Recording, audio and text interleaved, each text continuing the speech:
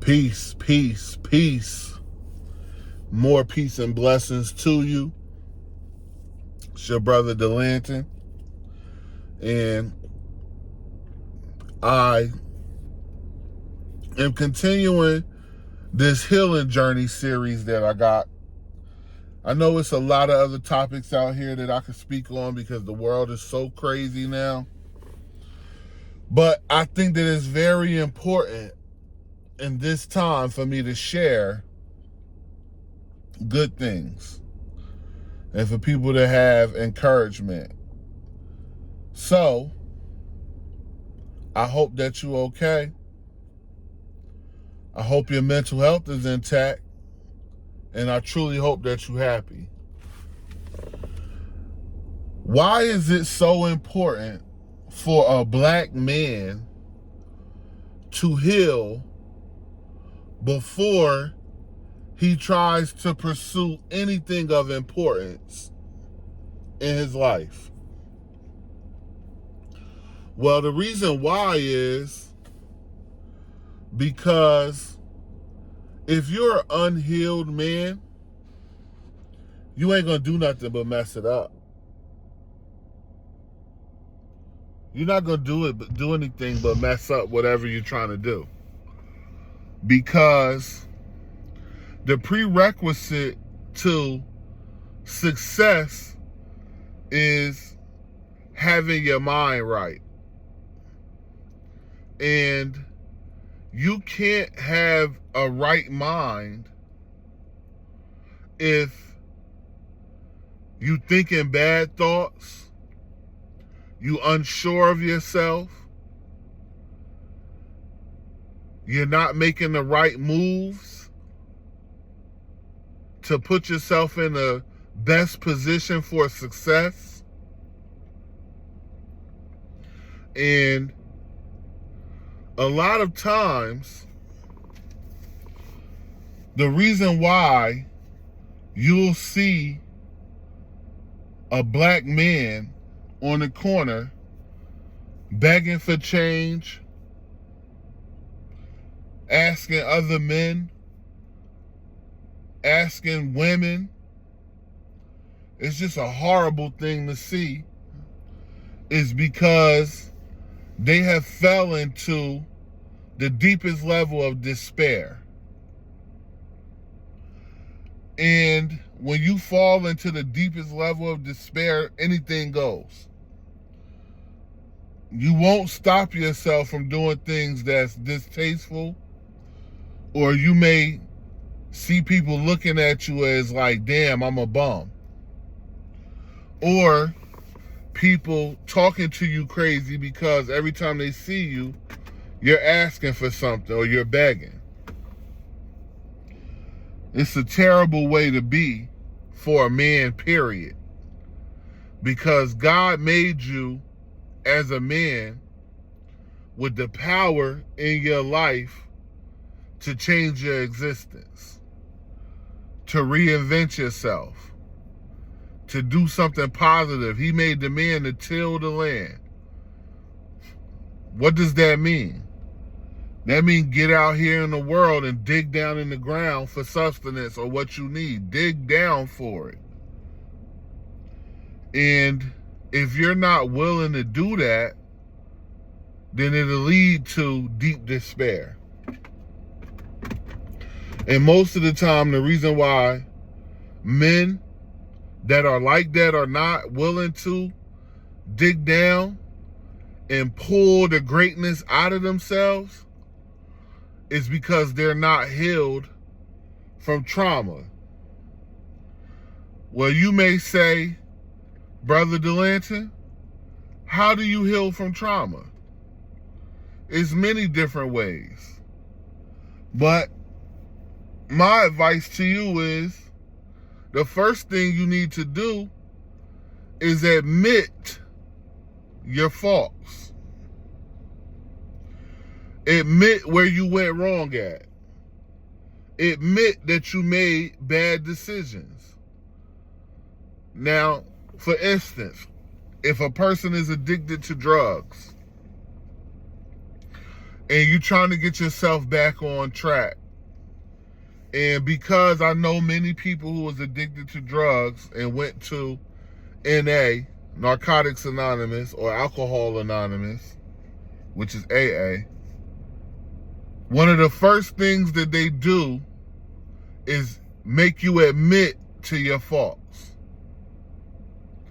You have to first look at yourself in the mirror and admit, damn, man, I have to admit I made some bad decisions. You know, for me,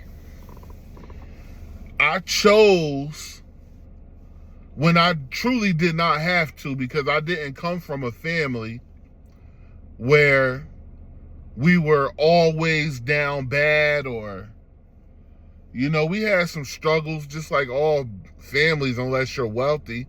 Even wealthy families have struggles, but most of the struggles that people have are financial.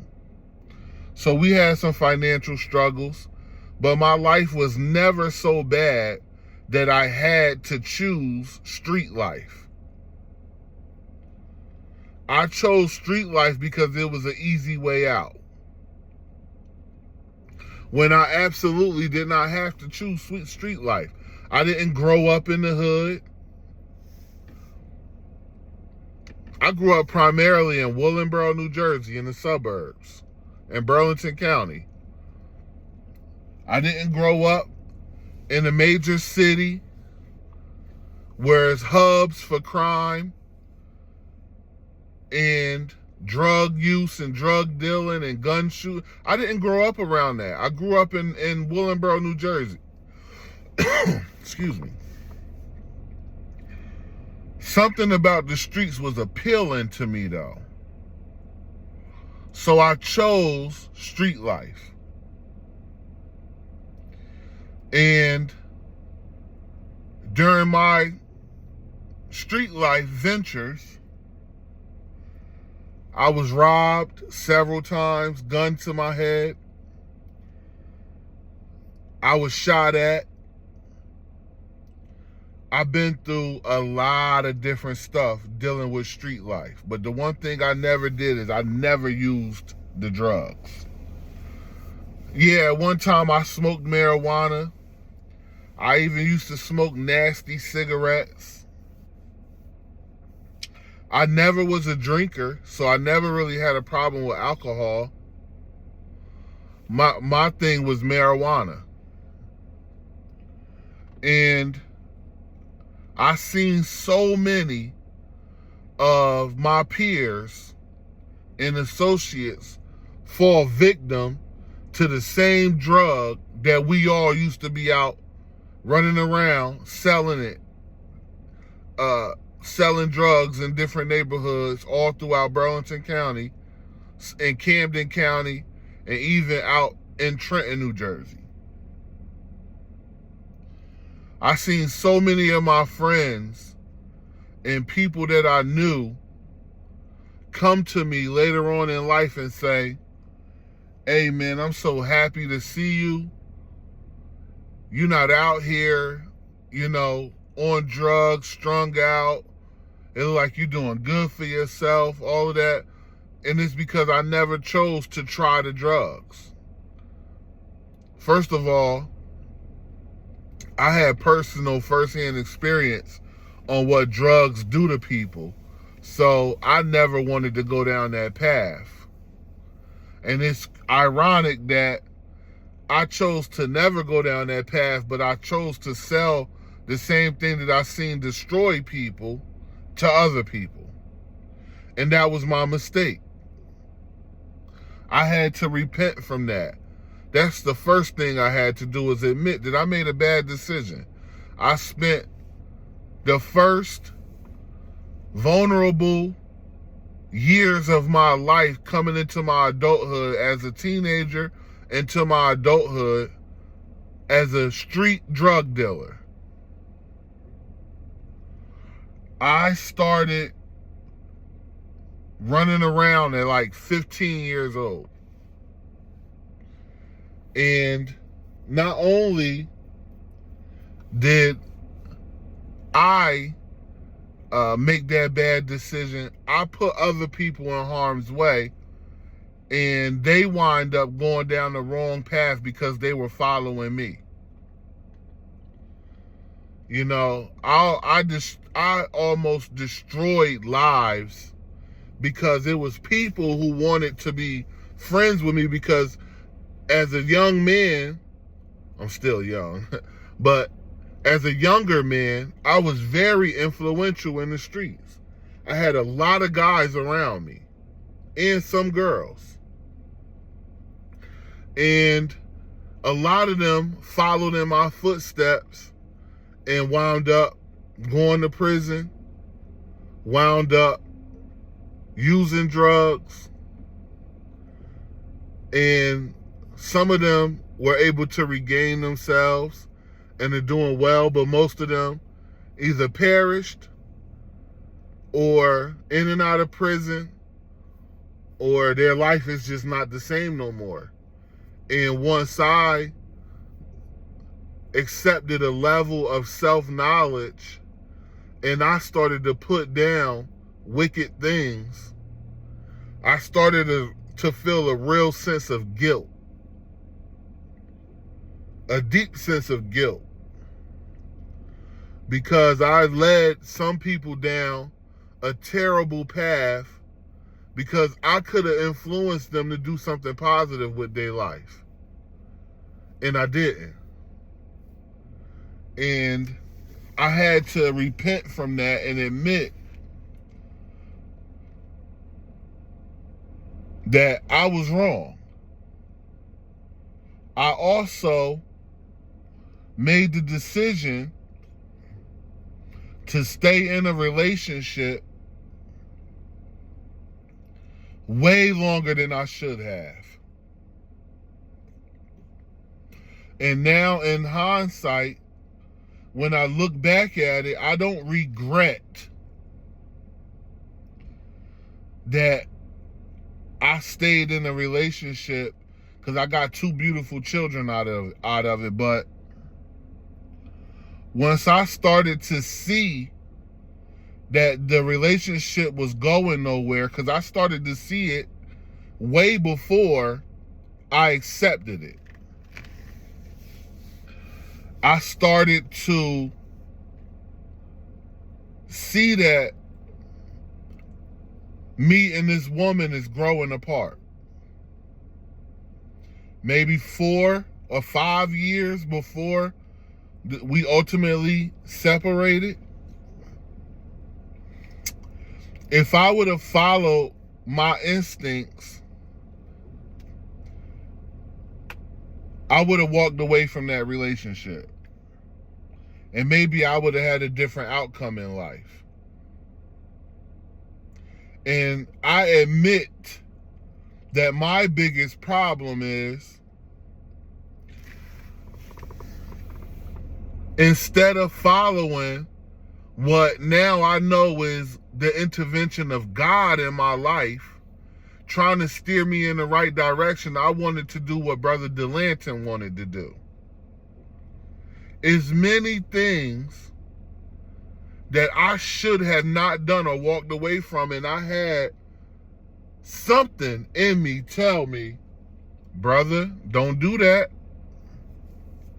And I did it anyway. Because the ultimate thing is, in the healing journey, you have to learn patience. Patience is the prerequisite to going through the healing journey, because it's not going to be easy and it's going to take a long time. You didn't start it overnight, so you can't end it overnight. I made decisions that ultimately wrecked parts of my life. And I had to learn through getting advice from older men who been there, done that,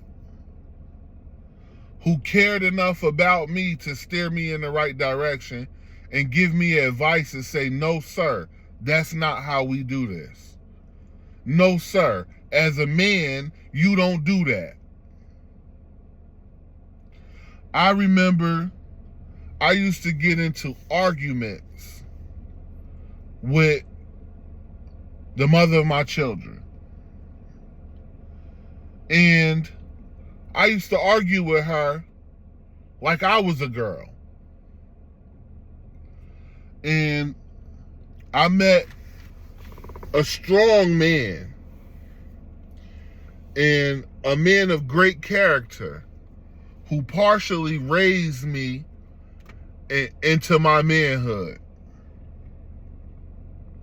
And he told me, brother, as a man, you don't argue with a woman. You can give your opinion on a situation and then you shut up. You fall back and you do what you got to do as a man. But you don't stand there and argue and go back and forth with a woman.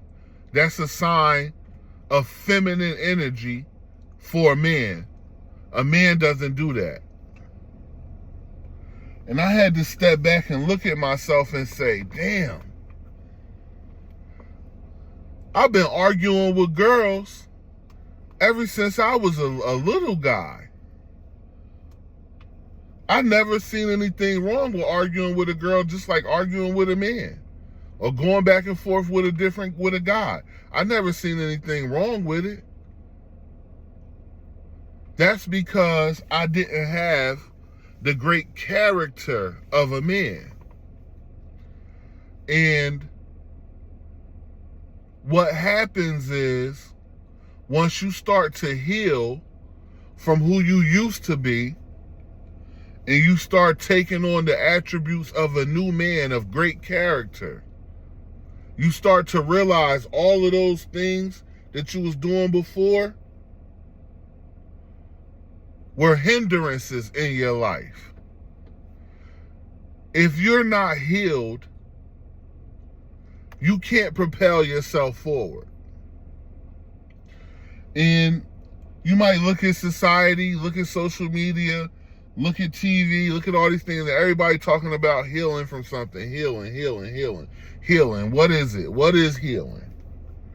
Healing is the ultimate let go of negative vibes, energy, and hindrances in your life that's holding you back. Healing is letting go of fear of doing things that's going to propel you forward into success.